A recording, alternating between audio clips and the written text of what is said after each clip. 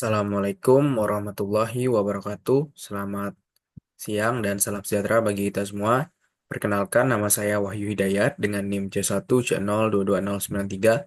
Pada video kali ini saya akan menjelaskan mengenai materi pengertian akuntansi syariah, hubungan syariah Islam dengan akuntansi dan juga perkembangan transaksi syariah di Indonesia, yang merupakan tugas dari mata kuliah akuntansi syariah dengan dosen penggampu Bapak Dr. Wermi Eka Putra, MSI. Baiklah, langsung saja kita masuk ke dalam materi. Yang pertama adalah apa itu akuntansi syariah? Akuntansi syariah itu merupakan subsistem dari sistem ekonomi dan keuangan Islam, di mana digunakan sebagai instrumen pendukung penerapan nilai-nilai Islami yang ada di dalam ranah akuntansi.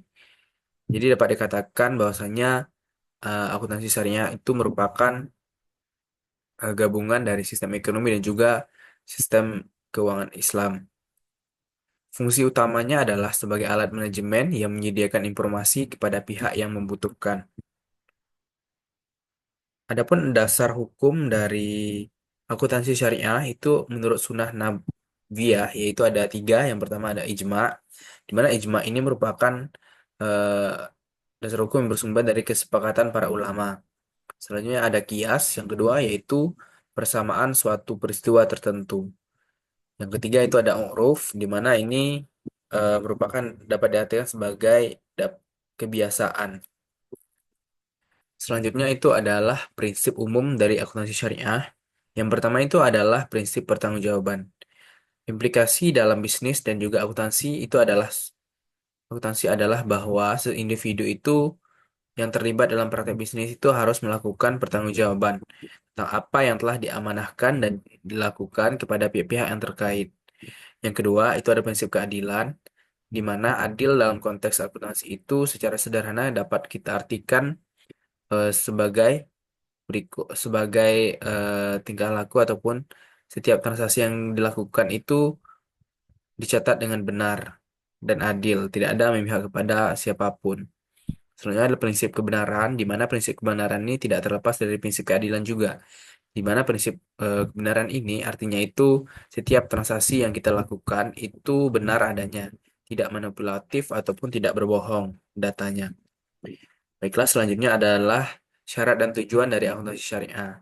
Akuntansi keuangan, terutama yang berkaitan dengan penyediaan informasi yang untuk membantu para pemakai dan juga pengambilan keputusan, itu memiliki beberapa syarat dan juga tujuan.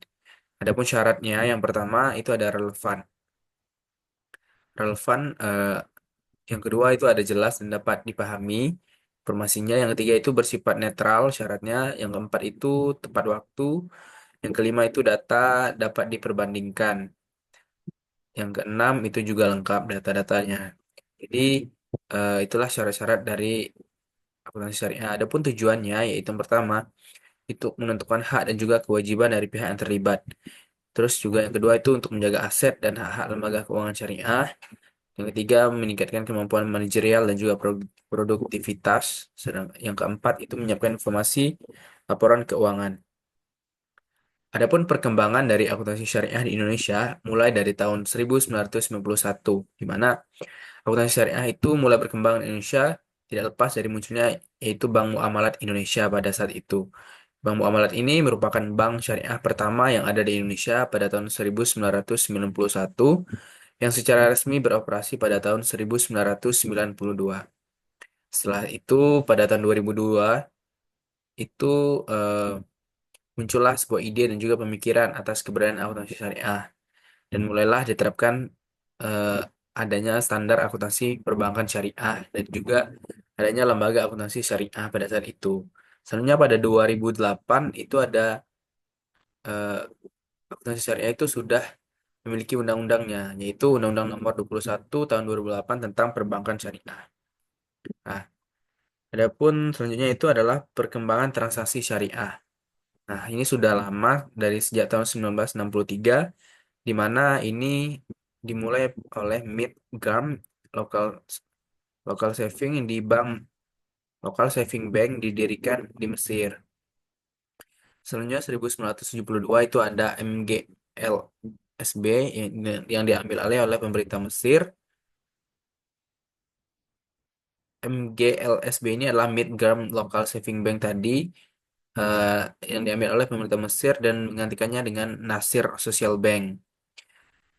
Selanjutnya tahun 1975 itu ada Islamic Development Bank.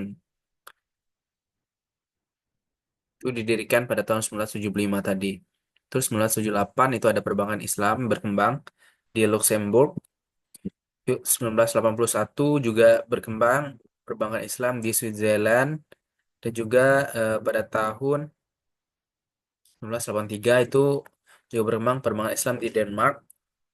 Selanjutnya 1982 juga berkembang Bank Islam pertama berdiri di Indonesia, dan juga 1991 pendirian Bank Muamalat di Indonesia. Nah, ini adalah data dari bank syariah dan juga asuransi syariah. Dapat kita lihat pada tabel-tabel ini adalah data setiap tahun dari eh, bank syariah di Indonesia. Yang di sebelah kanan ini adalah data asuransi bank syariah di Indonesia. Oke, mungkin itulah yang dapat saya jelaskan. Lebih dan kurangnya saya mohon maaf. Wassalamualaikum warahmatullahi wabarakatuh.